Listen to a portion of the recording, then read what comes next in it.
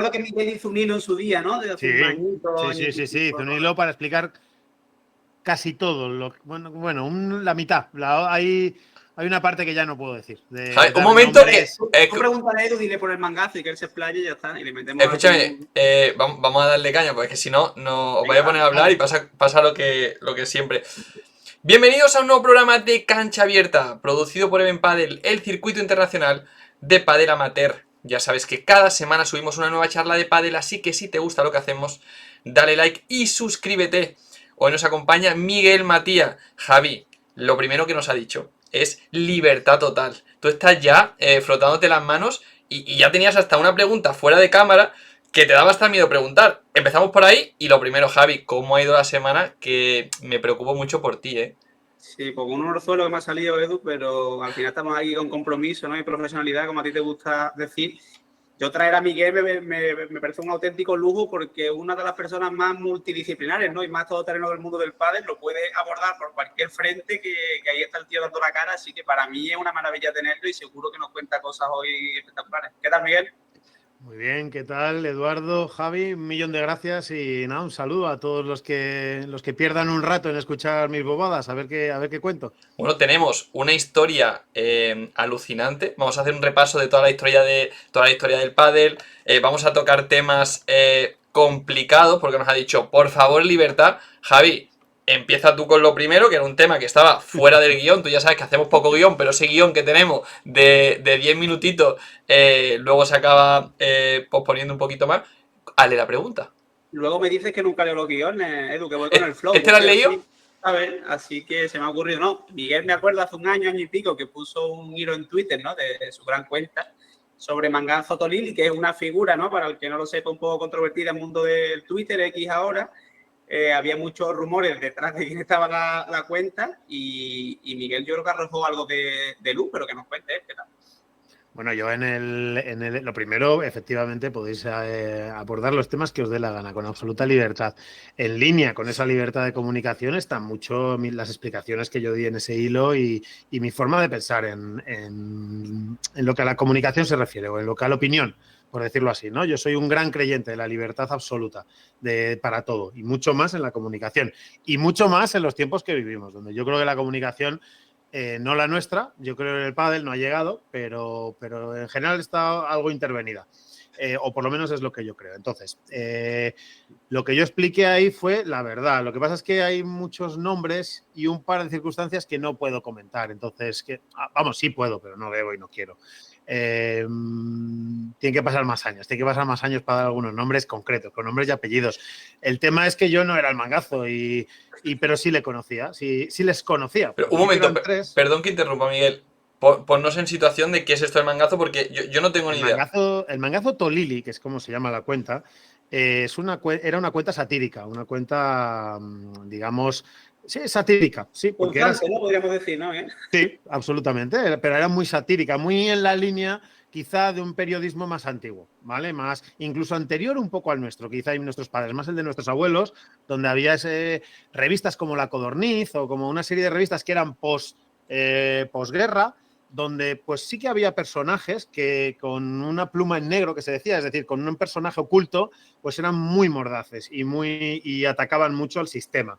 El Mangazo Tolili nace en Twitter, que es comunicación moderna, pero con el mismo objetivo, que era ser muy crítico y muy ácido, y entonces conocía las entrañas del pádel, lo conocía muy bien, del pádel, del lobby de poder, ¿no? Que tuvo en su día el grupo DAM con Starbuy, con el World Padel Tour. ¿El qué?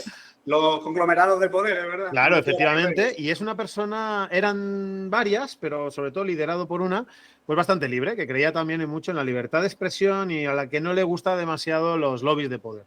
Y la verdad que al principio simplemente era realmente brillante. Era de un humor mordaz, fino, irónico, satírico, sensacional.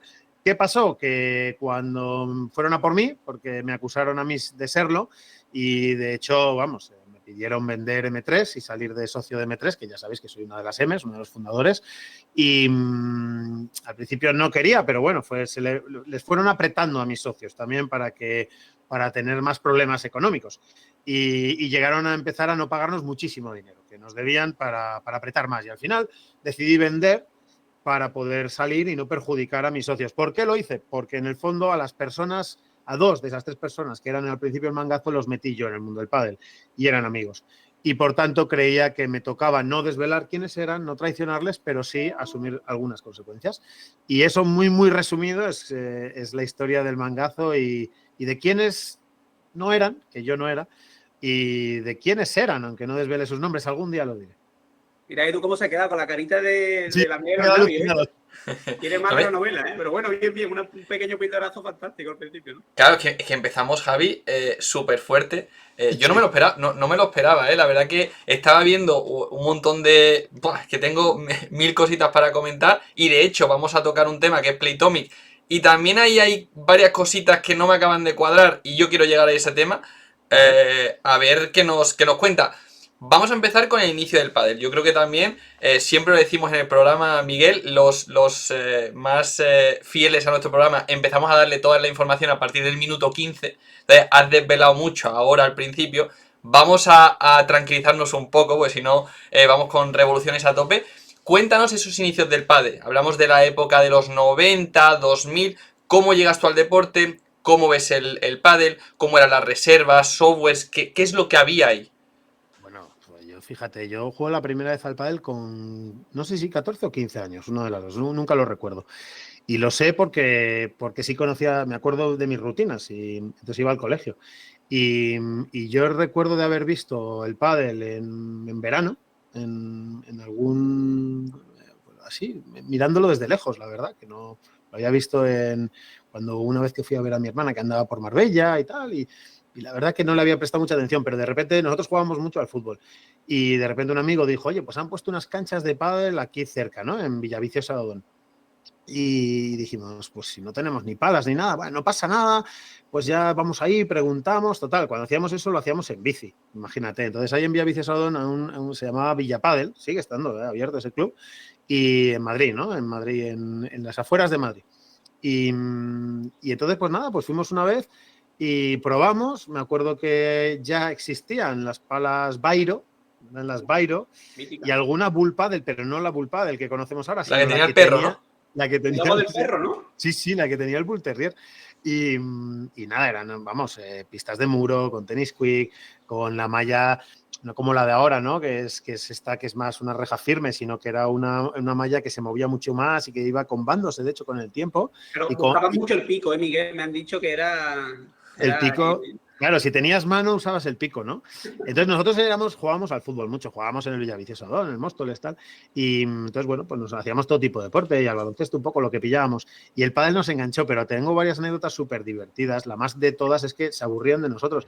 Como no entendíamos las reglas, nosotros jugábamos al que ganara por 2 y 5 sets, con lo cual, pues alquilábamos la pista 2 horas y media, 3, y a veces se iba a cerrar el club y nosotros seguíamos jugando, pues íbamos en el cuarto set, pues yo qué sé, 16, 15. Y entonces nos decían, oye, mira, tenían las luces, eran con relojitos de luz, de esos que se ponen en las cajas de luz, y era, mira, lo ponemos hasta las 2 de la mañana, cuando acabéis saltáis la valla y os vais, la valla del club. Y entonces hacían eso, y eso es lo que hacíamos, nos quedábamos jugando hasta la 1 y media, les pedíamos, eso sí, que nos dejaran la maquinita de Coca-Colas y eso encendida para luego pillarnos unas Coca-Colas, acabábamos. Y eso lo íbamos a hacer los sábados o los viernes, y cuando acabábamos, pues luego nos íbamos en bici hasta nuestras casas. Así que así... el 70-68 del quinto set en Wimbledon de Masud y Inner, vosotros sois los verdaderos precursores. Ellos han llevado la fama, es vuestra la idea, ¿no? La idea no. Mira, la verdad que nosotros nunca llegamos a tanto, pero yo sí recuerdo de 30, 28 y de tal. Y, sí. Y de tener que parar hasta 15 minutos entre 2 sets. En el pádel en el pádel se puso lo del 5-6, yo me acuerdo, en las finales, ¿no? Había algunos torneos. Lo que no se hace. 2014, ¿no? Creo, ¿no? Pero nunca se hizo diferenciador. Siempre lo tiebreak. Sobre todo para intentar ganar a Juan Martín y Vela. Y se dieron cuenta de que era peor. Entonces lo quitaron, duró solo un año, lo de los 5 sets. Pues claro, a 3 sets, si tenían un mal día, pues a lo mejor le metías mano un set y luego que fuera lo que Dios quiera. Pero claro, a 5 sets era casi imposible que fallaran en 2. Entonces, quiero decir, y entonces lo quitaron. Pero por eso se puso, para ver si les podían ganar. Porque recuerdo que llegaron a estar 18, 17 meses, creo, seguidos sin perder ni un solo torneo. Pero bueno, como dato seguido, pero es que yo qué sé, no sé, había veces que en 3 años pues ganaban el 95% de los torneos, una cosa así. ¿Y es tan malo eso para una competición. Explicar a nuestra audiencia por qué eso perjudica mucho un producto tan visual como el pádel. Bueno, pues porque era demasiado repetitivo y luego, vamos, por no hablar de cuando te pegaban una paliza, a los contrarios, que esto también pasaba, que es que yo recuerdo alguna final de un 6-1, 6-2, 6-1, 6-0, ¿sabes? Entonces, imagínate comprar una entrada para ver un poco ganar a los mismos y que encima dure 45 minutos, una hora. Por eso se puso lo de los 5 sets, para que por lo menos la gente viera más pádel o hubiese alguna oportunidad de ganarles, pero es que daba igual, era imposible, eran muy superiores. Juan Martín Díaz era extraordinariamente superior a todo lo que habíamos visto nunca jamás en el pádel, nunca jamás, porque habíamos visto a los Robbie Gattiker, a los Lasaigues, habíamos visto cosas espectaculares, a Robaletti, a Pali, habíamos visto cosas brutales, pero Juan Martín fue otro nivel. O sea, Juan Martín cuando llegó fue como ver a Messi o a Pelé, ¿sabes? Fue algo absolutamente fuera totalmente de galaxia. Se habla mucho, Miguel, o ello, ¿no? De los jugadores zurdos que salen con ese molde, pero a mí hay un chico que me tiene robado el corazón, que es Rubini. No sé si lo ha visto jugar, Rubini, que con los trazos no ya de lo que vaya a llegar, sino físicamente cómo se mueve, a mí es lo que más me ha recordado a Juan Martín últimamente. Bueno, tiene un gran aire, sí señor. De hecho, tuve la oportunidad de verlo en directo un par de veces y se parece mucho, sí señor. Tiene unos movimientos muy parecidos a los de Juan Martín, que el otro día me di cuenta, Javier y Edu, que claro, que es viejuno la forma de jugar de Juan Martín, pero claro, porque es más bonita, más alargada, más limpia, ¿no? Ahora es todo a una velocidad por abajo brutal. Y el otro día viéndolo digo, ojo, se ha quedado viejo hasta eso, ¿no? Qué mayor estaré yo. Y luego entonces, claro, esa transición que das hacia vivir del pádel, ¿en qué momento pasas de un hobby a, oye, esta va a ser mi profesión? Bueno, yo es que estudié publicidad como carrera y luego tengo una diplomatura como técnico ortopédico, que esa historia la contaré otro día, el por qué. Pero el caso es que… Tenemos tiempo, Miguel? Me encantó estudiar eso y luego no ejercí ni un solo día de mi vida. Pero me encantó, aprendí mogollón de cosas y sobre todo bastantes cosas de sanidad y de anatomía que no pensé que me iban a gustar y me encantó. Entonces, bueno, el caso es que yo trabajaba en publicidad y fallece mi padre. Entonces, al fallecer mi padre, pues me tomo como un año sabático, no llegué, estuve 8 meses porque soy muy inquieto, como bien habréis descubierto o querréis descubrir hoy, y me aburría. Y entonces intenté, bueno, entre medias lo dejé el trabajo, que no quería dejarlo porque la verdad que no me iba mal, la verdad me iba bien, siendo honesto, pero bueno, al final lo acabo dejando. Me pongo a jugar a Warcraft, que eso es un juego, bueno, que no sé si… De estrategia, ¿no? Mítico, ¿no? Sí. Y acabé ganando un servidor en PvP. Entonces, ese fue el momento, mina onda, te diré que era un servidor medio, no era un servidor de los más complicados, pero recibo una carta para ver si quiero jugar los trials, que se llamaba, para ver si jugaba con la selección europea de Warcraft. Madre mía. Si estoy hablando de hace 20 y pico. Warcraft es un juego de ordenador, ¿no? Sí, online, vale. Es un Podemos empezar con Miguel por los palos que nos has tocado, ¿no? Acabaríamos antes, pero yo. Sí. No, pero esto fue jugar sin más y ese mismo día que recibí el mail lo dejé. Con mucho criterio dije, bueno, se me ha ido totalmente de las manos, que me acuerdo perfectamente que lo pensé. Sí. Y dije, pues se acabó. O sea, esto es absurdo. Yo ni me gustaban los juegos, ni he tenido nunca luego juegos, ni nada. Entonces ahí lo dejé, lo desconecté. No volví a jugar en mi vida y dije, tengo que hacer algo saludable con mi vida, que lo que tenía que haber hecho era haberme ido un viaje por Asia. Pero Miguel, dinos la verdad, un Candy Crush ha caído. Bueno, un Candy Crush, escúchame. Esto sí que… Esto no lo sabe nadie. Está revelando cosas, ¿eh? Sí. ¿Tú lo de Candy Crush lo has dicho por algo? No. Lo he dicho porque creo que es el juego más típico, ¿no? Que juega mucha gente. A ver si en pantalla se ve lo que te voy a enseñar. Este es mi último Candy Crush. Explícalo para los que no nos ven. ¿Qué es lo que estás viendo? Mira, no, si te lo voy a enseñar en pantalla. Lo que pasa es que se está abriendo. El Candy Crush es un juego, yo no sé si porque lo has dicho, pero el caso es que hay varios Candy Crush, ¿vale? Bueno, este es en el que yo estoy jugando actualmente. Entonces, el que yo estoy jugando actualmente, que es este, mira aquí, para que lo veáis, estoy viendo mi móvil. Mira, a ver si lo veis. ¿Por qué pantalla voy? Sí, ahí vas bien. 6.600, 6.700. 6.700. Voy por las 6.708. ¿Eres cinturón negro, no, Miguel? ¿Qué?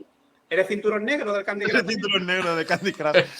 ¿Sabéis por qué juego yo al Candy Crush? Porque me ayuda a pensar. Entonces, cuando necesito pensar y necesito pensar cosas diferentes, que no sean las de jugar, cuando necesito crear o cuando necesito darle una vuelta a algo de una forma menos directa, ¿no? Más en off, es decir, que trabaje mi cabeza un poco sin estar yo tan obsesionado con la solución, me pongo a jugar al Candy Crush y entonces consigo que me vengan las ideas o si no, desconecto. ¿Pero es Así un que, juego de habilidad o es de suerte? El Candy Crush tiene su habilidad, sí, si eres Vale. capaz de jugar con... Hombre, hay una parte de suerte, ¿eh? O sea, si te Vale. tocan muy malas... A ver, se puede reconducir un poquito, pero si te tocan muy malas fichas es Vale. imposible. Vale, que sería como un Bueno, medio ajedrez. y entonces sí, hombre, no, pero no depende tanto de ti, depende mucho menos, hay más parte de suerte. Lo que te estaba contando, que es que me puse a jugar a eso y me di cuenta que no había perdido, porque me lo pasé pipa y cuando me meto con algo me meto a tope, pero que no es lo que quería hacer. Entonces me puse con un compañero mío de piso, le pregunté porque él trabajaba en el Reebok de Serrano, que es de una cadena que había, que tenía un Reebok que se llamaba La Finca, que es una zona de Pozuelo, aquí en Madrid, y le dije que quería dar clases de pádel. Él debió entender que las quería dar yo, que quería ser yo entrenador, porque como había visto que estaba dando alguna clase gratis a los niños de la urbanización, pues entonces él me puso en contacto con una persona en la finca y yo pues me fui a verle. Y yo fui a verlo pensando que me iban a recibir para darme clases, para decir, bueno, pues a ver en qué grupo te metemos. Y entonces me di cuenta enseguida que me estaban haciendo una entrevista de trabajo y me dejé hacer, me dejé llevar. Y esa persona a la que yo conocí era Jorge Martínez. Y El destino, fíjate. tú fíjate, y esto hace, pues no sé, pues 20, 22 años, no sé, 21, 20, no sé. 21, 20 años, 20 años. Y hasta hoy. Y así es como yo empiezo en el pádel. Vale, Jorge Martínez, Javi, es entrenador de... Sí, el Chingoto y Galán, ¿no? De Delphi, entre otras. Sí. Y uno de los hombres más valorados, ¿no? En el ecosistema pádel. Hablábamos de Miguel, Yo creo que pero sí. él hablará de su socio y compañero también, ¿no? Me imagino. Yo creo que Jorge Martínez primero es el entrenador más laureado de la historia. Y luego yo creo que es bastante relevante porque es una persona que ha cambiado un par de veces o tres el pádel. Es decir, tal y como se juega, aparte de que luego a nivel docente es de un nivel brutal. Ha sido director técnico de la Española, seleccionador nacional, seleccionador de Brasil. Pero él ha cambiado un par de veces el pádel, lo cambió tres, que yo sepa. Lo cambió primero con Lima Mieres, es decir, con los príncipes. Se quedaron a un set. Se quedaron a 15 globos de vela de ser número uno, literalmente. Fueron los que casi le rompen. Lo que pasa es que no lo consiguen, se quedan ahí, nada, ni se ahogan en la orilla. Y ahí ya se rompe la pareja después de 3-4 años y tal, y bueno, pues se va todo un poco al garete. Pero vamos, luego lo volvió a hacer con las gemelas, cuando cambia el pádel a una velocidad descomunal, el pádel femenino, con las gemelas Sánchez Alayeto, y lo vuelve a hacer con Lebron y Galán. Vuelve a hacer un cambio brutal de pádel con Lebron y Galán, jugando todo por abajo y recortando tiempos, no solo espacios y tiempos, ¿no? Eso es un poco en lo que intervino Jorge con el pádel de Lebron y Galán.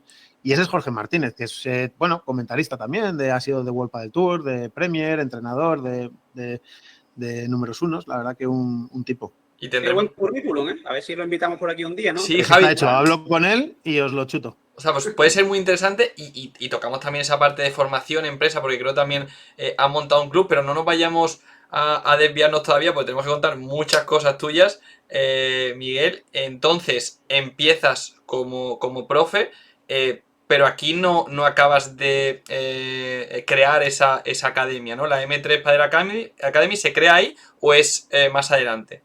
No, más adelante ahí entro como profe, que dice todo el mundo, como técnico, que me corrigió Jorge el día que yo le conocí, cuando le dije, pues ese profe, y me dijo, no, va a ser un técnico. Y eso es algo que no entendí bien cuando me lo dijo y luego lo he ido entendiendo muchísimo con los años y es algo que luego yo comparto, ¿no?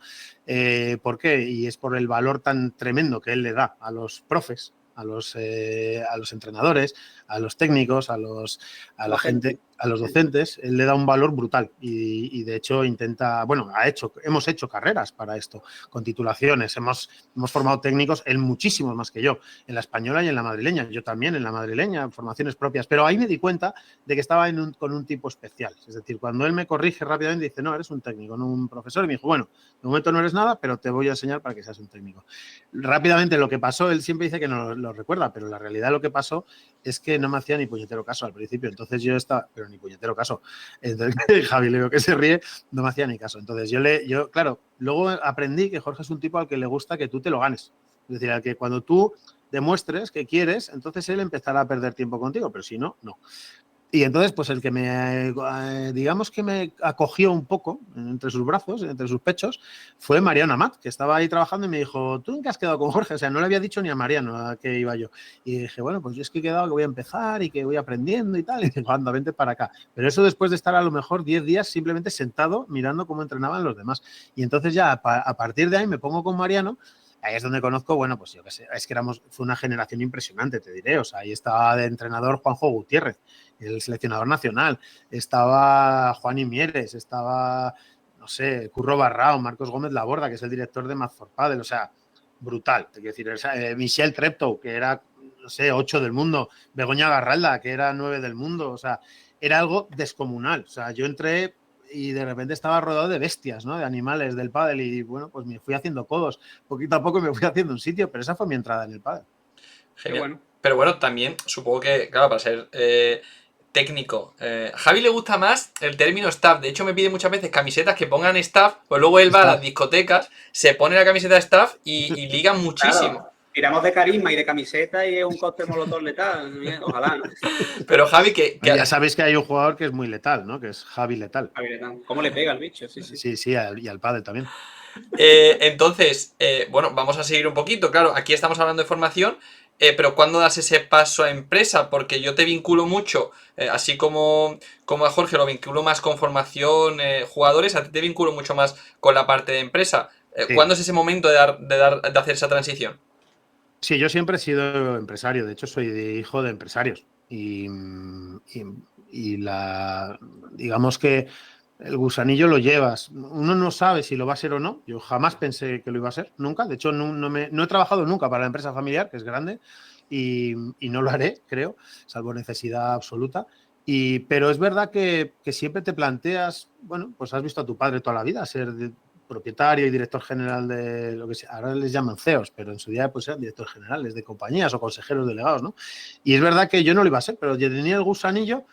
Me doy cuenta porque allí a Jorge le plantea al grupo de DAM lo de la fundación y además le cuadra perfecto porque la fundación el grupo DAM ya tenía la fundación en fútbol, con lo cual en pádel les cuadraba perfecto, sale, entonces al tener que encargarse de los jugadores y de la fundación, me dan a mí la coordinación y la dirección del área de pádel de la finca, que me lo da Javier Arenzana, un tipazo nivel 100 millones, por cierto, uno de los mejores jugadores de la historia del pádel español, Javier Arenzana. Dicen que era el Roger Federer de este deporte. Sí. Una clase absolutamente estratosférica. O sea, hablamos de clases nivel Tapia, para que os hagáis una idea, pero en su generación. Pues Javier Arenzana, que era el director de raqueta, me da la dirección de pádel y ahí es cuando yo le planteo a Jorge que por qué no hacemos algo más, que a mí se me iba quedando pequeña la finca, a él se le estaba quedando pequeño también. Estaba yo, me acuerdo, en la pista número 1, en la pista 1 de la finca, sentado después de muchísimas horas, porque dábamos una cantidad de horas brutales en aquella época, ahora se dan menos. Y recuerdo que vino Jorge y me dijo, así como él me hablaba siempre, que siempre ya veréis que, ya lo he dicho, ya lo diré, que me llama siempre por mi nombre y mi apellido toda la vida, Miguel Matías. Se me dice, Miguel Matías, o nos vamos o yo me voy. Y vamos, yo no tenía ningún problema en irme, la verdad que al revés, estaba deseando. Y de ahí a que me fuera yo, creo que no pasaron ni 7 meses, 8, y él tuvo que estar un poquito más porque tenía que cerrar su ciclo profesional allí, etcétera, que llevaba un mogollón de años. Y nada, y de ahí fuimos a Móstoles, al Padel 2.0, que fue donde, gracias a Gonzalo Pérez, que nos dio la oportunidad de empezar con M3, con lo que fue M3. Con lo que es M3, vamos. Claro, que en estos proyectos, Javi, que yo también te cuento desde la visión de un emprendedor, porque muchas veces no somos empresarios, sino somos emprendedores y luego te formas en ser empresario.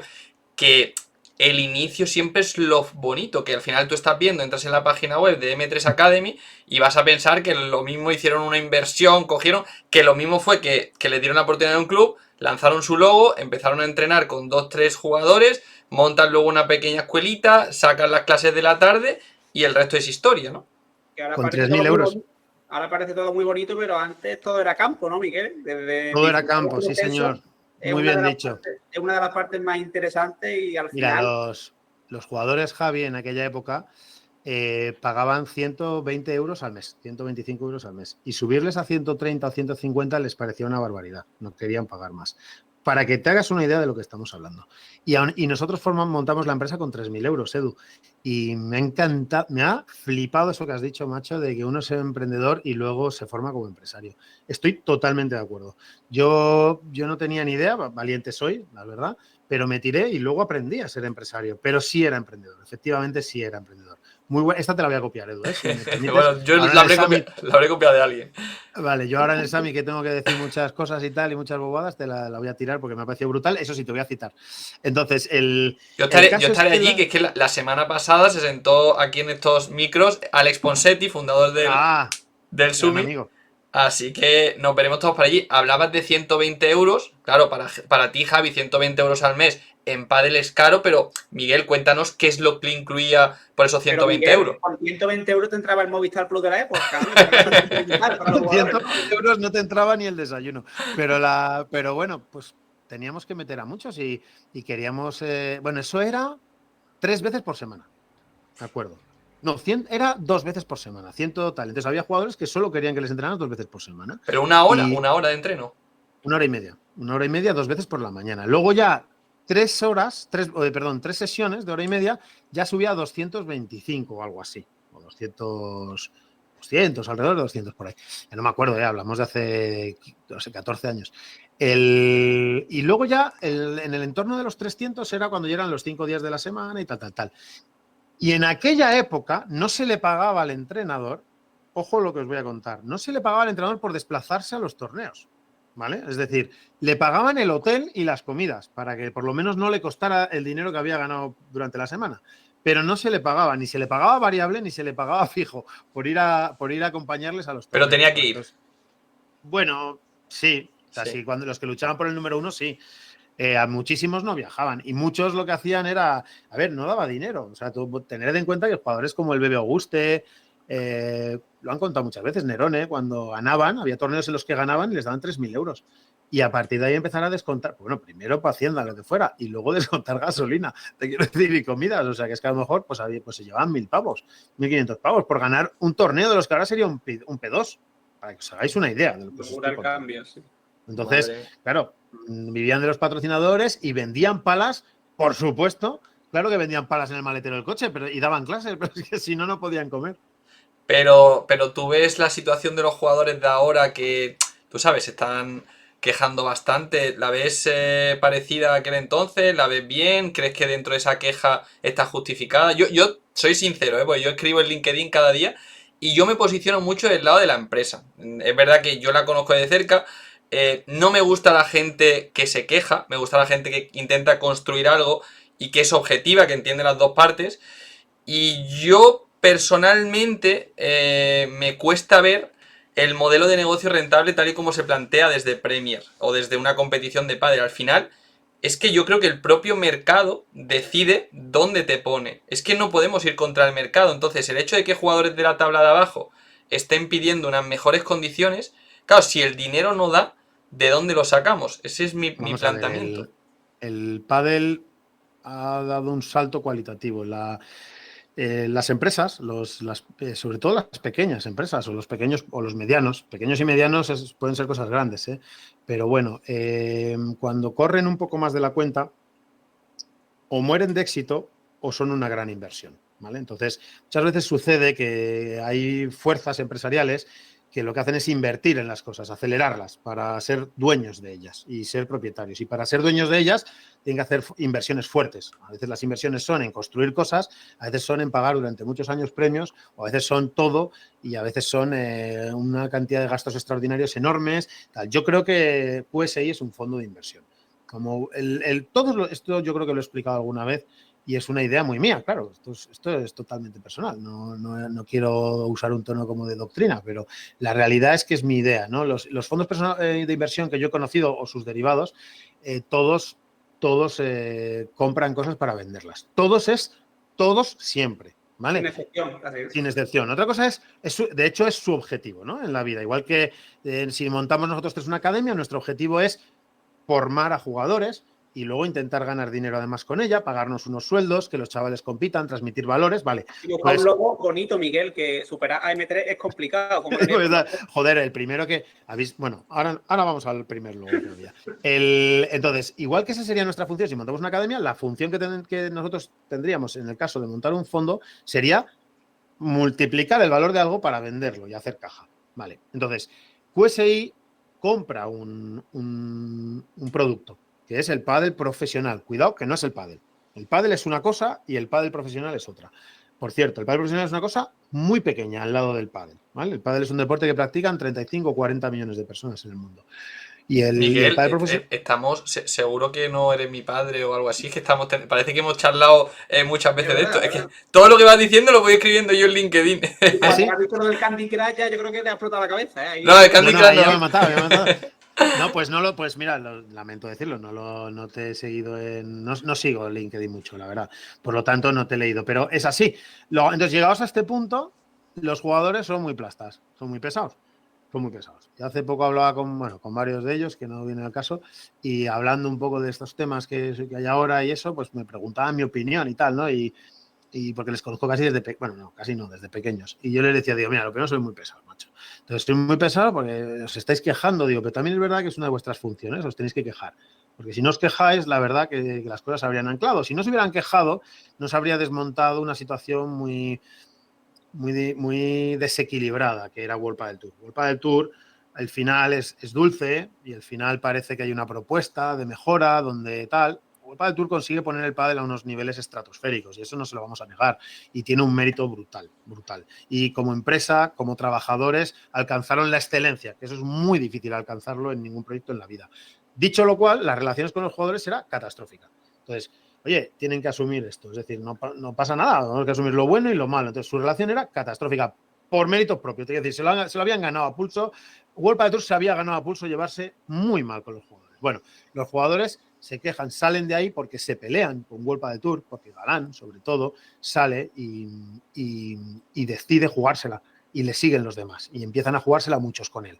Y ahí es de donde nace Premier. Bueno, llegan a Premier, se negocia una serie de cosas, los jugadores se juegan el tipo porque sufren amenazas de demandas de 20 millones de euros, aunque luego no proceden, pero bueno, ahí estaban intentando ser interpuestas y cuando ya dicen adiós a World Padel Tour y World Padel Tour está negociando con Premier la venta, porque finalmente World Padel Tour vende a Premier, cuidado, que la gente no piense que World Padel Tour desaparece. No, hay en una venta de determinados activos de World Padel Tour a Premier y de intereses, de venta de activos y intereses que tenía ese lobby, se los vende a Premier, ¿vale? O llega a buenos acuerdos, o sirven, o hacen lobbies conjuntos para otras cosas. Total, se vende. Bueno, cuando eso pasa, Premier es verdad que algunas de las cosas que había, no digamos prometido, pero quizá apalabrado o que había negociado, bueno, pues desde mi punto de vista las cambia un poco. Y entonces, nos lo han comentado algunos jugadores eso también, Miguel. Eso es así. Que han firmado 25 años, pero por otra parte las condiciones no eran las mismas, ¿no? Las que se habían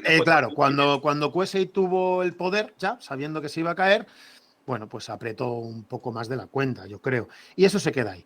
Y luego, cuando los jugadores empiezan a quejarse y empiezan a quejarse de intervencionismo, de la FIP y tal, se puede discutir ese tema, lo que pasa es que es muy farragoso y no vendría a cuento, pero la respuesta de Premier es muy dura, durísima, extraordinariamente dura. Yo recuerdo haberle dicho a algún amigo, no tiene sentido esta respuesta, solamente si buscara algún fin que no conocemos.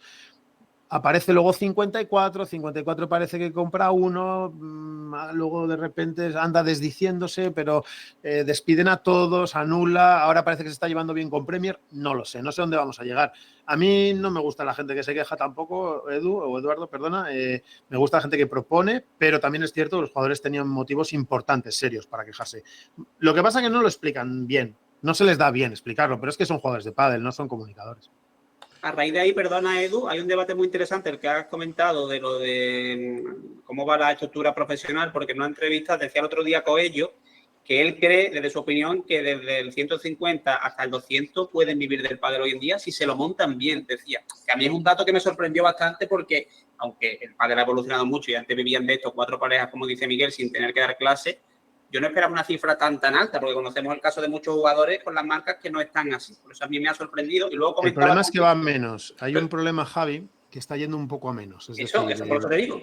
Pero Luego, creo, del 200 perdón, al Javi, en la 400, charla que creo que la hizo con Edu Aguirre, ¿no? Del Chiringuito, sí, creo que comentaba que luego hacía el apunte de complementando con clases. Sí, no, eso es lo que dice luego el segundo matiz, que del 200 al 400 dice que son en expansión fuera de España, gente que da clases, que juega algún torneo internacional y que lo complementa con algún otro tipo de actividad. Pero él hablaba del pádel profesional y decía que por lo menos 150 personas, que eso son 75 parejas, que son muchas, ¿eh? eso es muchísimo. Que pádel. El pádel es un deporte muy moderno, muchísimo más que sus, digamos que sus deportes más iguales, ¿no? Como el tenis, el bádminton, tenis de mesa y tal. Es un deporte que ha nacido moderno en las redes sociales, básicamente ha nacido en las redes sociales y que no ha heredado nada de estos otros deportes anteriores. Entre ellos, lo de que cueste tal fortuna practicarlos. Es decir, casi todos los deportes, menos los de equipos grandes, que yo creo que también, cuestan una fortuna para llegar a la élite, a los pádels. Bueno, el pádel no. El pádel desde muy prontito, eso es algo contra lo que luchó el pádel toda la vida. Entonces, el pádel para llegar a la élite no pierdes dinero. Es decir, es verdad que los padres están invirtiendo en academias, etcétera, pero muy prontito y sin ser un número uno empiezan a recoger dinero, porque hay un montón de torneos repartiendo dinero, pagando, hay un montón de marcas, etcétera, etcétera. Bueno, es una ventaja que tiene el pádel. Por otro lado, se diluye. Hay muchísimo dinero diluyéndose en un montón de jugadores. Luego está el caso de las chicas. Las chicas, pues el otro día yo hablaba con una chica que está entre las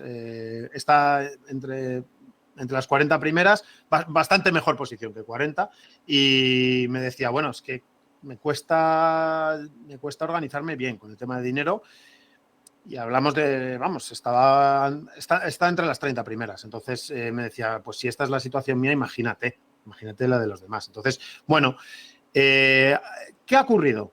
Por ir muy al grano y acabar con esto, si os parece. Lo que ha ocurrido es que el planteamiento de deporte muy internacional, que es perfecto y que yo lo apoyo, es decir, a mí me parece que hicieron muy bien en, boom, saltar directamente a 12 países más, porque era la única forma de romper ese círculo vicioso en el que estábamos, con 14 pruebas en España, la única forma de hacerlo era hacerlo a las bravas. Y ahí le doy 100 puntos a la Premier y a la FIB.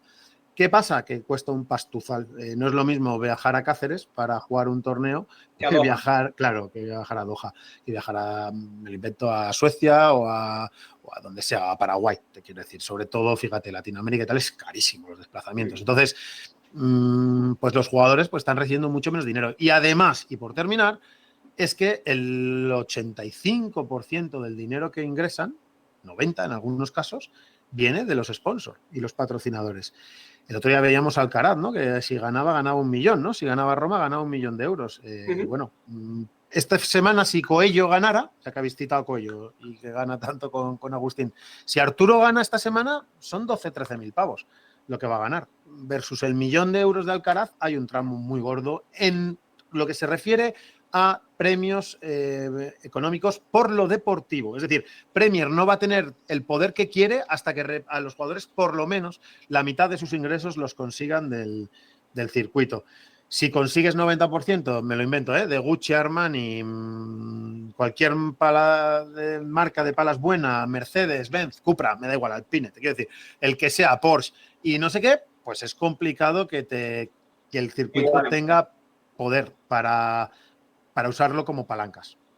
Es un tema súper interesante ese, interesante y complejo. ¿Cuánto es del patrocinio, cuánto es de los premios? Y claro, es que eso pasa hoy en día y solamente tienen el acceso a contratos grandes y cuantiosos los de arriba, que lo hablaban las marcas también, que se pone.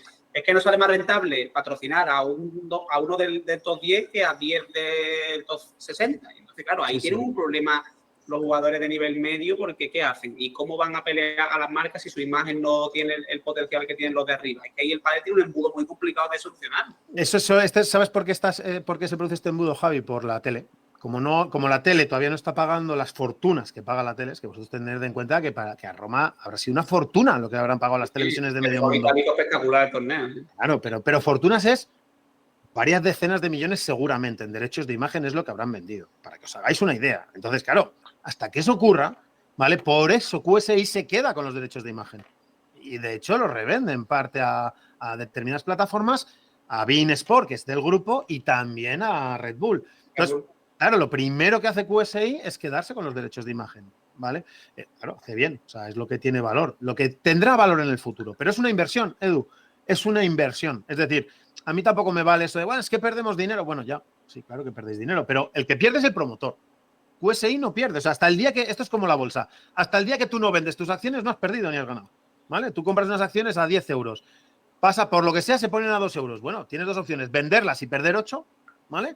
Y jugar con la minusvalía un poco para luego ahorrarte algunos impuestos, pero bueno, 8, o esperarte, que a lo mejor en algún día están en 11, ¿vale? Entonces, Sí, Edu, pero, eso lo hemos vivido con Coinbase. O sea, en cada caso es un sí, mundo. Por eso pero entre medias, esa empresa te está consumiendo unos gastos. Yo entiendo que tú tengas una compra y una venta, pero claro, luego está un mantenimiento. Y claro, yo hasta lo que sé, ahora lo último que he escuchado, sí que es verdad que hay bastante más presión sobre los promotores, como pasó con Aguan Padel, o los como ha promotores pasado son con los que Aguan Padel. sufren. Y a día de hoy, pues vemos que, yo esto lo comenté hace tiempo, yo dije, oye, yo el negocio no lo veo, es que no veo dónde está el negocio. Hablaba de Aguan. Yo sí lo veo perfectamente. Lo que pasa es que se va a ir vendiendo o se va a ir revalorizando y van a entrar o bien mediante equity, es decir, o bien cogiendo equity, perdón, vaya palabra que he soltado aquí en directo, o bien haciendo que grupos empresariales, como puede ser Performance 54, que son los que tienen lo del golf, lo del Leaf Golf. Bueno, pues Performance 54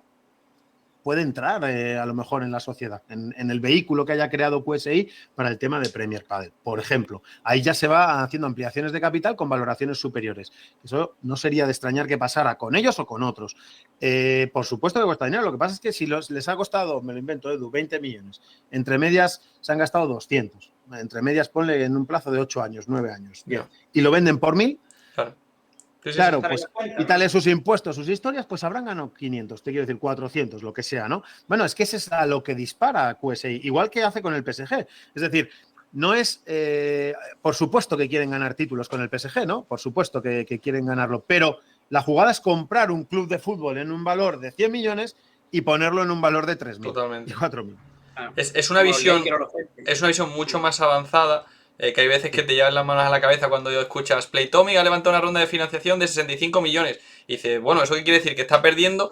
Bueno, sí, está perdiendo dinero ahora o está utilizando ese dinero como para que un futuro tenga mucho más valor y para ir más rápido. Cuando te la juegas a eso, ¿no? Es decir, te la juegas a eso o que con esa tracción, es decir, la tracción, no atracción, sino la tracción, ¿no? El tracking diario, que vaya mejorando de forma que a lo mejor se meten beneficios, ¿no? Cuando las empresas son con mucho potencial de beneficios, como puede ser Playtomic o como puede ser Premier, pues bueno, hay muchas empresas dispuestas a jugársela. Tened en cuenta, los fondos de inversión generalmente de cada 10, en Tex por lo menos es así, de cada 10 que invierten, lo normal es que 9 les salga mal. Los fondos de inversión tipo QSI no son así, es un fondo deportivo y suele intentar 10 de 10 que les salgan bien, pero bueno, que hay un riesgo. O sea, los fondistas, bueno, hemos visto un fondo, ¿no? De pádel gigante, el más grande que ha existido nunca en la historia, se llama LEDAP, ¿no? Que se llamaba exclusivamente de pádel, se llamaba LEDAP, que es pádel al revés, que era un fondo sueco que pertenecía a Triton, es un fondo capitalizado en 7.000 millones, ¿no? Bueno, pues perdió 200 millones de euros en 2 años y decidió cerrar. Bueno, pues supongo que los fondistas de Triton no estarían nada contentos porque de repente la empresa en la que ellos invierten dinero para que lo reinvierta, pues perdió 200, pero yo supongo que como ganarán varios miles, pues bueno, pues se asumirán las pérdidas de eso, que no estoy invitando a que suceda, pero creo que funciona. ¿No? Lo pusieron ahí. Stop and Lost. Pero esto es lo que me encanta y ya vamos a dejar el tema, tenemos que seguir otro tema. Pero que al final hay más vida aparte del pádel profesional, que esto es súper importante, sí, claro, que la gente lo entienda. Y yo creo que gracias también al clúster del pádel se le da esa visibilidad y esa voz a las empresas del sector, que al final, no nos olvidemos, hablaba Miguel, dice, el 90% del ingreso que recibe Tapia o Coello es de las marcas, ¿vale? ¿Pero de qué marca? Esas marcas están en el clúster del pádel dando pues eso, charlas, intentando hacer crecer, y es una industria muy grande, es mucho más grande que el pádel profesional, Javi, aunque tú estés escribiendo artículos sobre jugadores, que te acuerdes también de esas empresas que hacen posible que el sector crezca. El pádel tiene muchas aristas y aquí lo destacamos muchas veces, que a lo mejor el jugador promedio que va a jugar al club de pádel, el 95% no sabe quién es Paquito o Coello o Lebron, ya lo van conociendo más. No, depende de los países. Claro. Antes era, yo llegué a vivir cuando nadie sabía quién era la Gata Briner, te quiero decir. Y no muchos lo sabrán ahora. Pues yo no sé. O sea, o Malacalza, ¿sabes? Claro, o sea, te quiero decir, ni puñetera, pero ni Marula Saigues, o sea, te quiero decir, o sea, que no. Es un pues referente, sí. Sí, convivíamos con eso. Luego se empezó a dar, luego salió un estudio, me acuerdo, que hicieron estos chicos de García Quirós, Pipe García Quirós y Pablo Neira, me acuerdo, que son los que tienen el Club de Golf de la Moraleja en Diversia, pues su grupo, que en su día tuvo Vision, la marca Vision, sacaron un estudio donde después de, no sé si eran 10.000 entrevistados, me parece que es. Estoy hablando muy de memoria, hace muchos años, pues solamente el 10% sentía interés por el pádel profesional y de ese 10%, solo el 30% reconocía haber visto alguna vez pádel profesional. Estoy hablando de hace 15 años. Yo tengo un dato también súper interesante. Nosotros lo ponemos en la diapositiva cuando presentamos el circuito amateur a las marcas y es un documento que ha sacado, no sé si el Consejo Superior de Deporte, no sé dónde se ha sacado, pero son números oficiales y es el 15% de la población española practica pádel y solo el 3% lo ve. Lo ve en vídeos, en YouTube, en partidos y es súper curioso. Bueno, ahora hagamos números, ¿vale? O sea, tú fíjate que pocos ya, pues bueno, pues es que ese 3 de ese 15, ¿vale? Ese 3 de ese 15, tú fíjate, es un 4,5 de España, ¿vale? Sí, si me las has cogido en absoluto, es el 3 del 15, sí. El 4,5 de España, estamos hablando probablemente de 1 millón y pico de personas, 1.200.000, 1.400.000, ¿no? Son los que ven pádel profesional. Bueno, pues es 1.300.000. Cuidado, quiero decir, no es ninguna broma. Y el 15% de practicantes del pádel, eso se llama capacidad de penetración de mercado.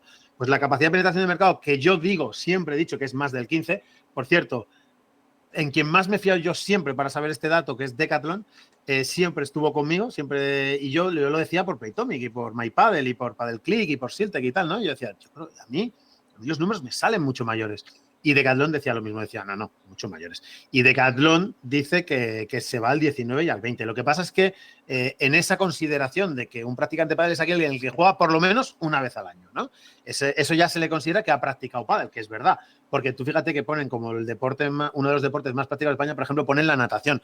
Claro, no se lo cree nadie. Ahora, si natación es, ¿nadas alguna vez al año? Sí, claro. Entonces sí que hay 4 millones de personas. Horquilla, Miguel, si es el 15 el fijo y el 20 el que estima, yo creo que se puede ir por encima del 20 con gente que solo lo juega una vez, ¿no?